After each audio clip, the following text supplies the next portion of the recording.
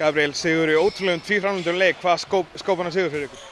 Bara spilum hörku vörn og náum að stoppa á endan. Bara vörnin var allt í þessu leik. Það byrjaði ekkert frábærlega hjá ykkur. Hvað gerði síðan? Blessunir! Svo bara, þetta byrjaði mjög illa en við vorum bara mjög þreyttir, ekki tilbúnir en svo vorum að rífa okkur í gang. Bæði í venjulegum leiktíma og í lok fyrri framlengingar eigið þið séns á að klára þetta? Var ekki pínu, svona, einhvern veginn tók ekki pínu af ykkur en ná ekki klára þetta þá? Nei, við heldum haus og við náðum að klára það. 18 stig frá ykkur í dag, nei frá þér í dag, framistæð þín, ánægð með hana? Hvað sagðir þið? Framistæð þín, ánægð með hana? Já, ég er mjög sáttur með hana. Þið náttúrulega missið þá stigahæsta mannin ykkar út af middan, en stiguðu eiginlega bara upp eftir það. Hvernig var það eitthvað sem hafði áhrif á ykkur? Já, við vorum allir, hafði mjög áhyggjur á honum, en við náðum alltaf haus.